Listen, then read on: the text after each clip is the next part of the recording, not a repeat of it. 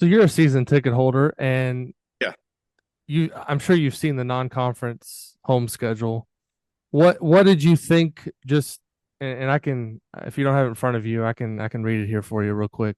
They've got That's a lot of bad teams. Go for it. SIU Edwardsville, Eastern Illinois, South Carolina, UNC Greensboro, Sam Houston State, Miami of Ohio, Chattanooga, and Winthrop. Now, the last couple of years, it was almost like Indiana was too ambitious with some of their non-conference games, playing Kansas, playing Arizona, playing Auburn, getting absolutely destroyed in that game. They played, Louisville and UConn last year in New York, split those games, but the UConn game wasn't competitive. So the meat of kind of what's going to be interesting in the non-conference is the South Carolina game. I guess could be mildly interesting at home at that third home game, November 16th at Assembly Hall, and then Atlantis is what people are looking forward to.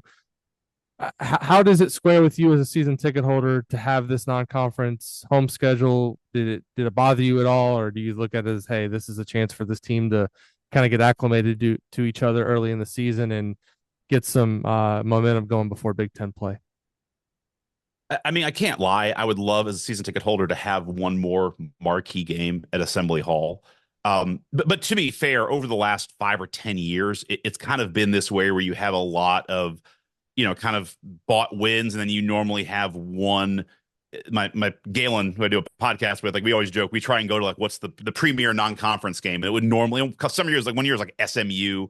So it's there have been a lot of years where we haven't had a really premium opponent come into Assembly Hall. Last year was a little different with Kansas. So, it's kind of something that I've been used to at this point. I understand the economics of it too. You're not, with the Big Ten basketball schedule looming, you're not going to load up with a bunch of those games. And it's also, I understand that a lot of the high level teams don't want to do home and home, so they'd rather do neutral site games. So there's a lot of those factors. So I'm not as annoyed about it. The thing that I think people need to be prepared for is last season, the trouble that we had. And this was kind of the talk going into last season. Like I always get frustrated with moving the goalpost over and over and over again, because last season the talk was, all right, we are starting to schedule these good teams under Woodson, which I like. We're bringing back Kentucky, and last year was like you had Connecticut, you had Louisville, you had Auburn, you had Kansas. It was like, and I think the year before we also had Kansas and Arizona. Like we had, Arizona. Yeah. yeah, and it's like 2 years ago it was like, all right, great, we got them on the schedule, that's fine.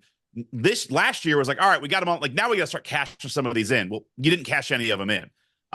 It's like, okay, but like now this year can't just be, well, now we're going to stop scheduling. Like this is the year we're supposed to not only schedule them, but also cash them in.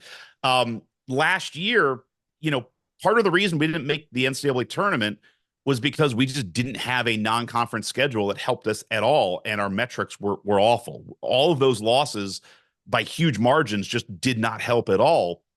When you look at the schedule this year, I'm nervous because it all comes down to Atlantis. Like it is literally all coming down to Atlantis. There are no other really not even signature games, just games that would help your profile come March. Because everyone's like, oh, they'll do it in the Big Ten. It's like, well, but everyone does everything in the conference, and it's going to be kind of washed away. Like you have to have some metrics in the non-conference to help you bolster that resume, because we're not going to go 15-1 in the conference. You're going to have some losses. It's going to be up and down, and that's my concern. Is that first game to me in Atlantis is unbelievably important, because if you lose that game, not only are you losing to Louisville, which isn't awesome, but you lose that game, you're in the losers bracket, and now you may not play anybody who's good. Like I forget who else is, like I think UConn. Who else is in the Atlantis? Like No, UConn and no, UConn's not in there. West all right, Virginia, okay, Oklahoma, Davidson are some of the lesser teams. Obviously, yeah. So it's Arizona's like there and if you Gonzaga. Arizona, that's us. Yeah, it's like if you lose, you could be playing Davidson and like West Virginia. You could just basically have no signature non-conference games at all.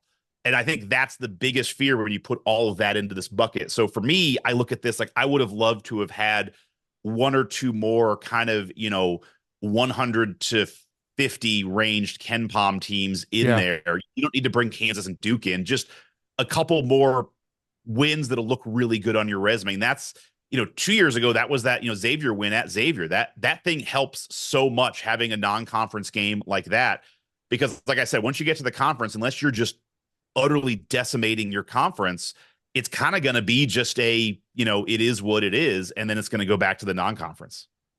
Yeah, the one thing I'll say about just the non-conference in general that I think needs to be really examined from a philosophy standpoint with Indiana, because last year I remember some of those early games where they barely squeaked by, and it was like after the press conference, Woodson was like, "Well, we won, and that's all that matters." And I'm thinking to myself, well, did you notice that after winning the game, you just dropped 10 to 15 spots in Ken Palm because you played a Right. lesser opponent and you didn't blow them out? What they have a chance to do with this schedule that I think can be a positive is don't you can't have the NBA mentality of just we won the game. You have to go out and Right. absolutely throttle these teams, win by 30 or 40, and all of a sudden nobody's talking about barely squeaking by, or your computer numbers are going down. If you, I think some other conferences have kind of learned this. You can manipulate the net Yeah. by scheduling maybe a little bit lighter and just absolutely winning by 30 or 40. So Indiana has to make that an emphasis on what they do this season. It can't be, well, it's a new team. We're still learning each other. We'll be better by January. No, the first game when you come out against SIU Edwardsville, beat them by 40. Don't Yeah. beat them by 6 or 7. Beat them by 40, and your numbers are going to look better.